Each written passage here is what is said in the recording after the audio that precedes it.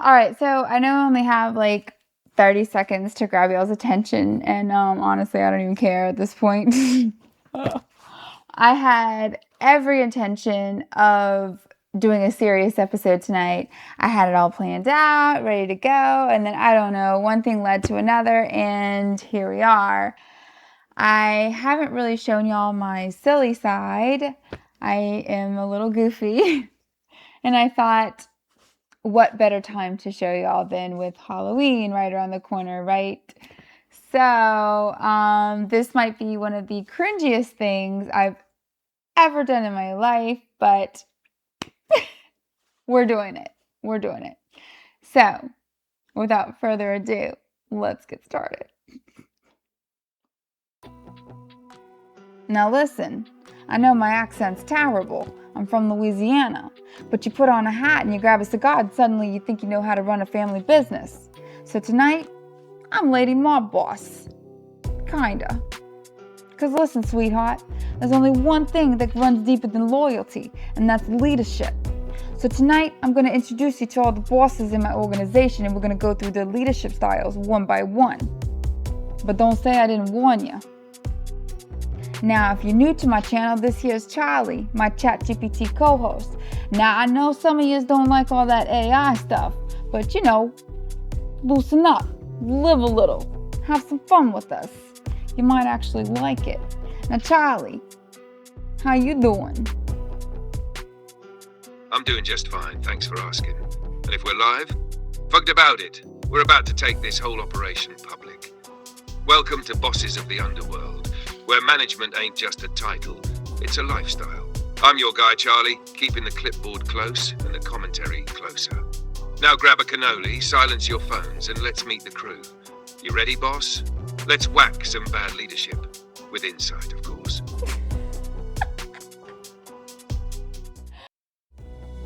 All right, now first up we got the Dictator. I like to call him the General. Now this ain't a democracy, never was. Now this guy, he don't manage, he commands. Runs the joint like a boot camp. Real my way or the FDR drive, you know what I'm saying? You don't ask questions, you just do. And if you do ask questions, you just volunteered for the worst shift we got. He don't do small talk. He don't do birthdays. He don't care if your grandma's in the hospital. You're late on your quarterly reports, gonna be you in the ER next. Step out of line, and he's got your exit interview ready with bullet points. Now this style is autocratic, that's what we call it. Like I said, this ain't a democracy. Now with all leadership styles, there's pros and cons, you know what I'm saying? So for the Dictator, there are some pros. We got clear direction, clear expectations, fast decisions, great in a crisis. The downside? Ain't no collaboration, ain't no innovation, creates fear, not trust. And the staff ain't gonna speak up even if the ship's sinking, so you ain't even gonna know what's going on in your own organization. Charlie, what you got to say about the Dictator? That one? Yeah, he gets results, but nobody breathes easy around him. People follow out of fear, not respect. And the second someone finds a door out of there, they're gone. Quiet, quick, like they were never there. You can run a crew like that for a while, sure, but don't expect anyone to bleed for you. You really think the Dictator's gonna let anyone just quit? That ain't how it works around here. Oh ho ho, you're right, boss. I stand corrected. Ain't nobody quitting on the Dictator. You don't hand in your notice, you get relocated. Voluntary exit? Nah. He's already got dirt on your family and a transition plan that includes your car keys, your laptop, and a one-way ticket to nowhere. You don't leave his team, you disappear from it. The only offboarding he believes in? Cement shoes. Next up, we got the Spreadsheet assassin. We call her Margie Metrics. If it don't live in a spreadsheet, it don't exist. Margie don't blink unless it's in Excel. She's got formulas on top of formulas like a Russian doll. You come to her with a problem, she pulls up a dashboard. You got a problem with the coworker? She tells you that B47's underperforming. Try to talk about morale and she's like, well, what tab is that on? But God help you if your column alignment's off. She'll clip you like a bad coupon. Now, in real life, this management style's analytical, KPI obsessed. The benefits of that, she's data-driven, efficient, detail-focused. But the cons, she often misses the human element. Everybody's like a walking number, not people. You can't treat people like that. You gotta treat them like family. Margie sometimes feels robotic, cold. Charlie, what you got to say about the spreadsheet assassin? Margie metrics. Now there's a cold piece of work. She don't breathe without a formula telling her it's time. Heart rate, conditional formatting. Not found in the drop-down. You could be crying in a corner, and she'll say, yeah, but did you update the burn rate projection in cell H24? She's efficient, no doubt. But if you ain't a number, you ain't on her radar. And if your column ain't balanced, forget the warning. She'll cut you from the sheet like a bad loan. Useful in a pinch.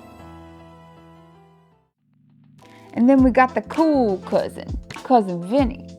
He's like, I ain't your boss, I'm your bro. He thinks being cool earns him loyalty, but when there's a deadline and the heat's on, poof, gone, like a cannoli at a wake.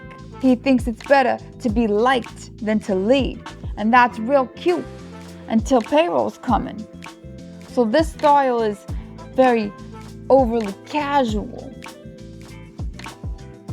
And that's real good if you want relaxed environment, autonomy, less micromanagement. And we all like that, right? Nobody likes to be told what to do. Nobody likes to be hovered over. But with this leadership style, there ain't no accountability. There ain't no structure. Boundaries don't get set. Everyone's just doing whatever they want to do. And it's chaos masters, chill, and the hard workers. Those are the ones that are gonna have to pick up the slack. That ain't cool. Charlie, what you got to say about cool cousin Vinnie? Cousin Vinnie? Yeah, that guy's a cautionary tale. See, people like working for Vinnie till they realize they ain't really working with him. He creates this illusion of freedom, like everybody's got a say, but really, nobody's steering the ship. And when things go sideways, folks don't know whether to jump or just pray the snacks hold out. And here's the real danger, boss. People stay too long under leaders like that, thinking they're happy. But what they're really feeling is stuck.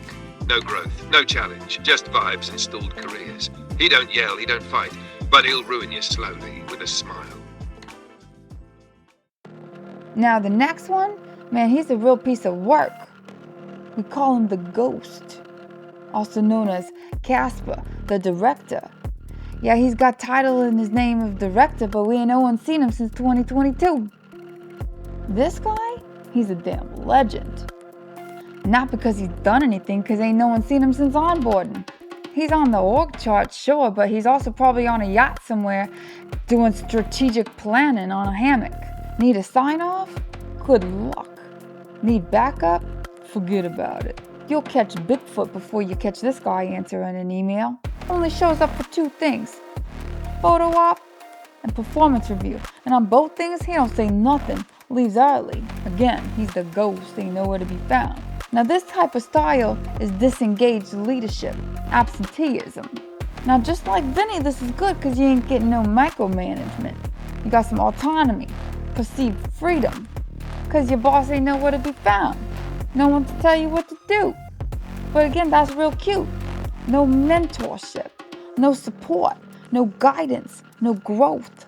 Creates chaos by neglect. And everybody's out here doing it, working hard, and he ain't nowhere to be found. Creates resentment. Nobody respects that guy. Charlie, what about the Ghost? How you feel about him? Oh, Casper. Casper the director. Old quiet type, doesn't yell, doesn't boss, doesn't exist. He's the kind of guy that gets promoted, disappears into the cloud, and leaves the rest of us playing Where's Waldo with a signature request. But here's the real problem, boss. It's not just the silence, it's the vacuum. No guidance, no backup, no presence. So the crew, they turn on each other, they guess. They fumble, and eventually, somebody else steps up, not because they want to, but because they have to. Absence ain't neutral, it's a choice. And sometimes, it's just another way to say, you're on your own, kid. Pretty much. Alright, and then you got the therapist. We call her Feelings Fran. The whole let's process that after lunch. Now, Fran's got a heart the size of the Bronx. She'll remember your dog and your kid's name, but she won't tell you if you're underperforming. She's the first to bring tissue to the budget meeting. But God forbid you need to actually handle a problem. Got a toxic coworker? She'll schedule a circle of trust and talk about it. No consequences, just compassion, maybe a scented candle. Now this style is empathetic and conflict of voice. Now that's good if you're looking for psychological safety or emotional intelligence, a loyal team. But she avoids the hard conversations, setting boundaries. She don't do the work. Charlie, what you got to say about the therapist? The therapist? She's got the heart of gold, no question. But in this game, heart alone don't cut it. While she's busy lighting candles and talking about safe spaces, the crew's taking on water, and nobody's patching the leak. She thinks conflict is cruel, but what's really cruel? Leaving your good people suffering under the weight of someone else's dysfunction because you're too scared to draw a line. She's got the softness, but not the spine. And without both, you don't have a leader. You got a pillow in a blazer. A pillow in a blazer. That's great. Yeah, boss. Pillow in a blazer, all fluff, no structure. Looks comforting, sure. Might even feel nice for a while. But try leaning on it when things get heavy. That thing's folding faster than a lawn chair in July. That's the risk with the therapist type. Everyone feels heard, but nobody gets held accountable. And in this family, we need someone who can pass the tissues and pull the trigger when it's time. You want softness? Fine. But don't dress it up like strength if it can't hold a damn line. Next up, we got the Valiant leader, Captain Karen. She'd take a bullet for the team. Twice. Now Karen, she's a damn warrior. She bleeds for the crew, works hard, stays late, comes in early, makes sure everybody's got what they need. She's got spreadsheets in one hand and first aid kits in the other, and she'll still find time to organize your grandma's retirement brunch. Thing is, she don't stop, ever. She don't take no break, don't ask for no help. She says, I got it, more times than a bookie in a back room. She's the kind of boss that would mop the floor while she's getting shot at and still forget to pay herself. Now this style is what we call transformational leadership, and that's good. That creates a loyal team, leads by example and inspiring and empowering, builds trust. That's good. These are all good things, but can't delegate, prone to burnout, creates dependence because ain't nobody know what to do when she ain't around. Can't have all that. Charlie, what you think of Karen? Karen? Oh, Karen's a legend. But she's also a damn tragedy waiting to happen. She'll take the bullets, fix the schedule, restock the fridge, mediate a turf war, and still be the last one to leave, with her laptop tucked under one arm and your emotional baggage under the other. Thing is, she don't ask for help. She don't trust delegation. She thinks carrying everybody makes her strong, but it just makes her the first one to collapse when the weight gets too heavy. People love her, of course they do. She's loyal, tireless. But you gotta wonder, who's looking out for her while she's looking out for everybody else? Because if she goes down, half the crew's going with her. Bingo, you got it. Hey, that's what I like to hear. We're in the zone now, boss. You keep calling them out, and I'll keep dropping the truth, straight from the heart, with a little brass knuckle polish. Who's next on the chopping block? Let's keep this crew moving. Last up, we got Lucy with the Y, our LinkedIn influencer. She likes to say things like, let's connect, align, and celebrate our synergy. Now Lucy, this broad talks like she swallowed a buzzword of the day calendar. She's got catchphrases for breakfast, canvas slides for lunch, and inspirational quotes for dessert. You ever see a person host a fireside chat with themselves? That's Lucy. Meanwhile, the team's drowning and she's off recording a Thought Nugget Tuesday podcast about authenticity. Says things like, "We're all leaders here," and then vanishes when the heat comes on. Show pony, not a workhorse. Now this style is branding over substance. Excellent visibility, knows how to work a room, knows how to market, but too focused on the optics, lacks any depth or hard work. Charlie, what you think of old Lucy? Now LinkedIn Lucy, she's got more buzzwords than a beehive in a blender. Every time she opens her mouth, it's resonance, alignment, elevated impact. You'd think she was launching a satellite, not running a department. She's polished, she's presentable, and she's nowhere to be found when the team's on fire. Too busy filming a day in the life reel, while her crew's drowning in missed deadlines and slack chaos. And boss, let's be honest, she ain't building a legacy. She's building a personal brand. All image, no infrastructure. One strong wind and the whole thing blows over. Just hashtags and headshots floating in the breeze. Absolutely. All right, well that's the whole crew. I think we can end this charade now. I really thank y'all for hanging out with me. I know that was silly, ridiculous, and like I said, probably really cringy, but I had fun. I did. Little silly, little whatever. But anyways, we'll go back to being serious next week. And we'll see you next time on Taco and the Machine. Deuces. Of course, boss. Let me give it to you clean.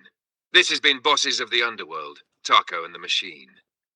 I'm Charlie, your loyal consigliere, signing off with one last reminder. Lead with guts. Run your crew with heart. And if all else fails, make sure your spreadsheet assassin don't got edit access. We'll see you next time. Stay sharp, stay dangerous. And whatever you do, don't let Lucy plan the offside. Deuces.